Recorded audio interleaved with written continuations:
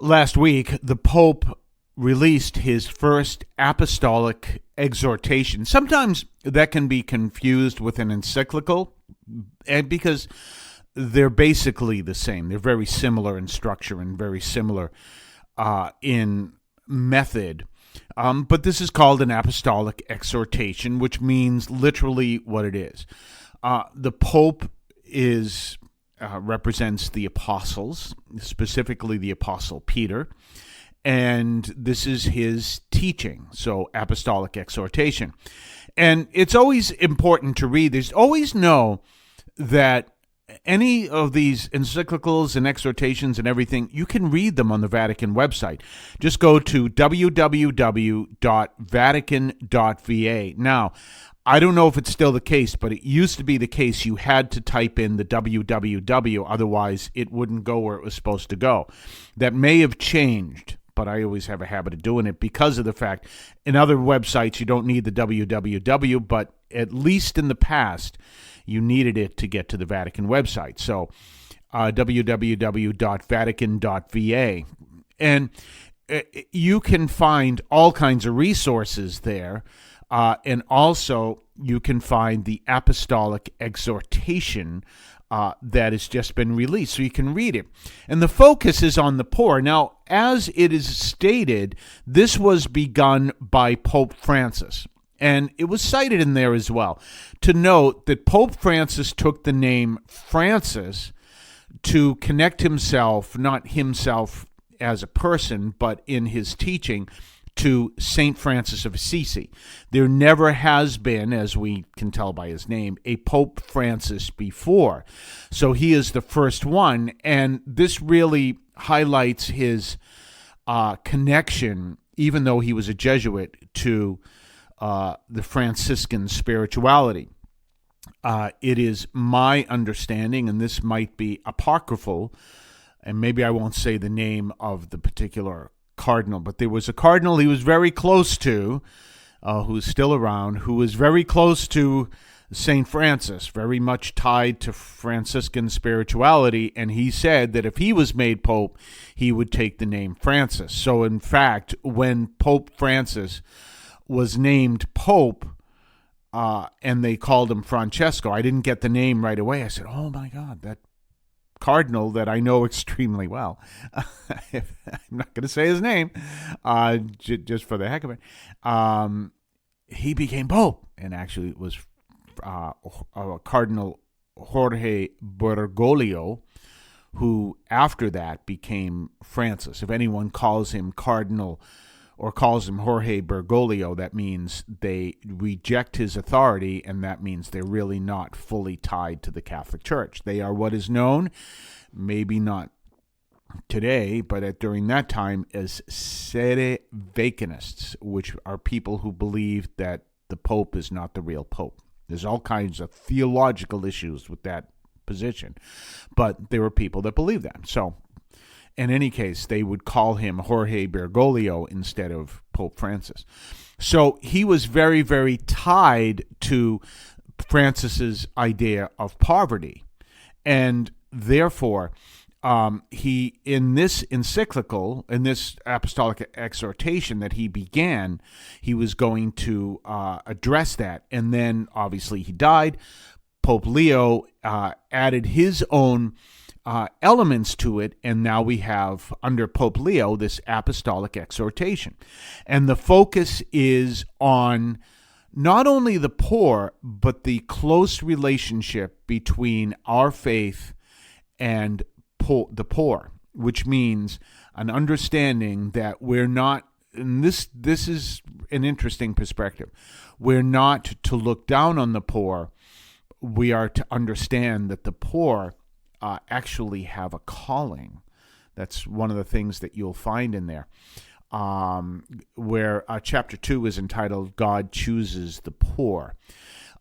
There is a teaching in the church that teaches that what is known as a preferential option on the part of God for the poor.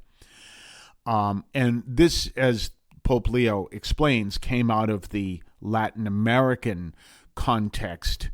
And he talks about something called the Puebla Assembly. Puebla was a major conference in Puebla in Colombia during the pontificate of Pope John Paul II, where they talked about the intense poverty in South America. And so he talks about that. But understand, as he explains, that preferential option doesn't mean, well, God chooses the poor to the exclusion of the rich.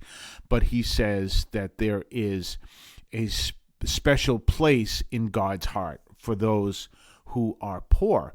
And he talks about the importance of understanding it. And we need to look at that from an American perspective, because in the American perspective, especially as you see in the media, you have two focuses in the media.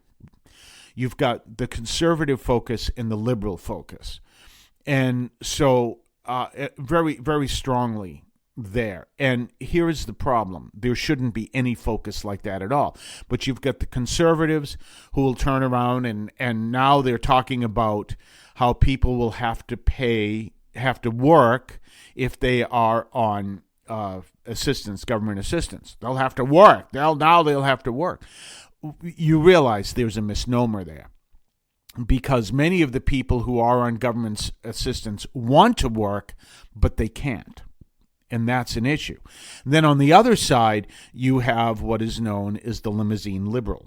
And those are the people who get paid extremely well. They do very well, and they're there helping the poor, but they get to their places. This is an archetype, I should say. It's a stereotype. Do they exist? Yes, they do. But it doesn't refer to everyone who it tends to be liberal. It's an archetype or a stereotype that, yes, but they take their limousine to get to the places to serve the poor. That's a limousine liberal. So you have these two sides that have this focus on the poor, either a very negative side, they're not working hard enough, that's why they're poor, or a very patronistic side, which is, well, let's help the poor, but we're going to stay rich. And neither side, which both of them are very, very much found in this country, but neither side are Christian. Neither side are Christian, at least from a Catholic perspective. And he is saying that we need to understand the role of the poor, God's reaching out to the poor, and our role in helping those who are poor. And this is an important consideration. So he talks about this. And he talks about the poor also in terms of the sick and in terms of the imprisoned. Now, he comes from South America. The poverty in South America is intense in many places. Also, the riches in South America is intense. I remember when I was down in Ecuador, because this is back in the 80s. Was it the 80s or 90s? When I was back in late 80s, early 90s, when I was back in Ecuador, there were extremely rich people and there were extremely poor people. There were poor people who had to get up at 3 o'clock in the morning to go down to get the water they would need for the day, because there was no running water in their towns, and they would have to go and get jugs of water for the day so that they could have water that day. 3 o'clock in the morning, and then across the river, this was the Dalde River, there were people that had swimming pools. Amazing variance of the very rich and the very poor. And so they were the very rich and the very, very poor that were in South America. And again, a lot of the theology comes out of South America. Don't forget, there's a South American connection to Pope Francis and Pope Leo. Pope Leo is from the United States, but he worked in Peru. And Pope Francis is from the Americas, in Argentina, but he worked, obviously, in Buenos Aires, along with other places in Argentina. So there is a very strong South American focus, and it is out of South America. This I have to explain well, otherwise it's going to be misunderstood, and people will have my head, so I want to explain it well. Out of South America comes liberation theology. Pope Leo is not promoting liberation theology. But there is liberation theology, and the Vatican has a form of liberation theology. There's different forms.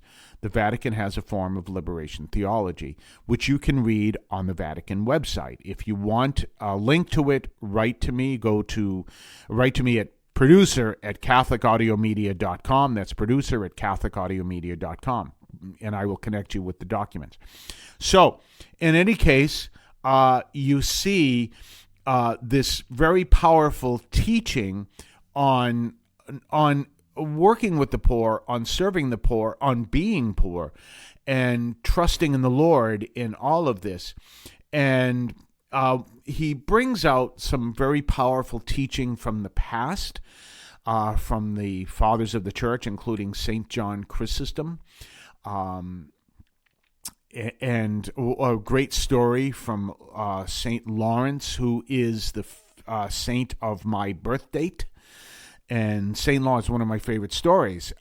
St. Lawrence is well known for being martyred on a rotisserie style over a fire. And he literally said during his execution, you can turn me over now, I'm done on this side. Well, one of the things he's known for is the emperor, or the leader at the time, yelled at him and said, "I want you to bring the church's riches to me right now." And he went out and he came back with all the poor and said, "Here are the church's riches," which of course angered this person even more. And that's the way it works. But we look at the very powerful teachings and the different forms of poverty he talks about. There is the poverty that is the chosen poverty in monastic life. There's other forms of poverty. There are the imprisoned. There are the sick. And you may see a connection there because Matthew 25, when I was hungry, you gave me food. When I was thirsty, you gave me drink, etc., etc. When I was in poverty of whatever form that Jesus mentions, you came to comfort me and help me in my poverty, is what ultimately he is saying. And that is a ministry in the church. But in the United States, when poverty is looked upon as a failure, which the Pope clearly says that is not true, you can see that this may have some very interesting reactions here in the United States. We're going to be back right after this. You're listening to the Catholic Audio Media Podcast. Are you feeling overwhelmed, burdened by the challenges of life? Take a moment to find solace in the words of 1 Peter 5. Humble yourselves, therefore, under the mighty hand of God, that he may exalt you in due time. In times of trial, remember the power of humility. Trust in God's timing, for he will lift you up when the time is right. Cast all your anxiety upon him, because he cares for you. Release your worries and anxieties unto the Lord, for he cares for you deeply. Find comfort in his loving embrace. And the God of all grace, who called you to his eternal glory in Christ, after you have suffered a little while, shall himself perfect, establish, and strengthen you. These are just a few verses from 1 Peter 5, offering you hope, encouragement, and guidance. Tune into the Bible, the source of everlasting wisdom. Bible verses based on the American Standard Version. Don't forget to subscribe to us on Patreon. Patreon.com/Catholic Audio Media. Patreon.com/Catholic Audio Media. Check us out. Check what we have to offer. Previews of upcoming podcasts. Previews of upcoming columns over at catholicaudiomedia.substack.com. Your ability to comment, make suggestions, even make suggestions in upcoming programs. Check us out. Patreon.com, Catholic Audio Media. We're back as part of this bonus program talking about the Pope's Apostolic Exhortation, brand new, released last week. You can see it on the Vatican website. And please read it. Please read it and maybe discuss it in your respective parishes. So he's continuing to talk about different responses of the church to the poor throughout the ages, and he's talking about different saints and everything else. Now, one of the things I realized as I was reading this, you're going to understand, you should put this in a frame. This is not going to go over well with some people. Put this in a frame, okay? And I'm talking about I come from a media background. I'm talking about the current media today. Put this in a frame, or put this on your refrigerator or something. The media does not have a clue. So you're going to hear the media talk about, well, the Pope spoke about immigration in this, and you know what they're talking about and everything else. Okay, the media does not have a clue. Always keep that in mind. So when you understand that, you realize that there is so much to this this whole element, this whole apostolic exhortation that covers so many parts. And if they're going to focus on one issue, which chances are no one in the media read, I've been down that path before. No one in the media read. If there was someone in the media say, I read that, and send me an email. I work for such and such an agency, and I read it, but I'm going to tell you. And the other thing is, will they even understand it? But I know that sounds very denigrating, and it is. I got to be honest, because I've dealt with the media before. And one of my favorite experiences is they were closing a school, and I was the parochial vicar there, and I was in the process of shutting the door for a meeting, and I wasn't the leader of it. It was the pastor who was in charge. And as I'm closing the door, someone in the media says, "Father, can I have your name?" I said, "Yes, you may," and I just closed the door because I know they don't understand so much. And so you're going to hear them talk, he talked about immigration. Well, he talked about a lot of things, but he talked about the saints here in the United States and other places who cared for the immigrants. Among them was Saint Frances Cabrini, also known as Mother Cabrini. Mother Cabrini is buried in New York, in, I believe it's Manhattan. She has a shrine dedicated to her. So Mother Cabrini is buried in New York. You also have some responses that he talks about to poverty in Rerum Novarum, which is an encyclical from Pope Leo XIII, is one of the reasons why he took the name Leo XIV. And he talks about these responses and how we respond to poverty. So it's fascinating. It's got a lot there. And he talks about also the prisoners and dealing with the prisoners. If you notice, one of the things that's really part of our American perspective, it's very simply this: put him in jail, put him in jail, put him in jail. Wow, we got to put him in jail. Wow, they need to go to jail. Wow, we got to put him in jail. And if you think about it, prison is an ancient form of discipline and punishment and whatever. It's an ancient form. Don't we have any other systems that are not from 3,000 years ago? But that's, put them in jail, put them in jail, put them in jail. And that's one of the issues. And everyone talks about putting people in jail, and yeah, okay, fine. But what's the causes? What are the, and I know there are people that study this and are looking into what are the causes. And I know there are people that will not, that may never, there's the reality of evil. There's all that stuff that's out there. But that's what you see. Put them in jail, put them in jail. Well, there are some people that can only exist in jail. I will agree with that. They will thrive in jail, and they are disastrous outside of jail. There are those people, but we're also called to humanize them too. And we realize that also, being there for prisoners, being there for the sick, being there for the poor, being there for the homeless. These are all part of what the church is called to do. And that's an important aspect. Now, there are many Catholics that may disagree with this, but that is what church teaching is. So This is what the encyclical is all about. Definitely go check it out. And remember, the encyclical is going to challenge people from the left and the right. It's going to challenge the conservatives and the limousine liberals and the socialists and everything else. That's the point. It's not anti-Trump, for example. Wow, Trump's all about that. It's not, no. Because, first of all, remember, his apostolic exhortation is written to a worldwide audience. President Trump is technically the president of the free world, the leader of the free world, but that's still the free world. There's a whole world out there that is not under the influence of President Trump. And there's all but one country which he leads, which he does not lead. So, this whole thing, wow, he's doing this because of Trump.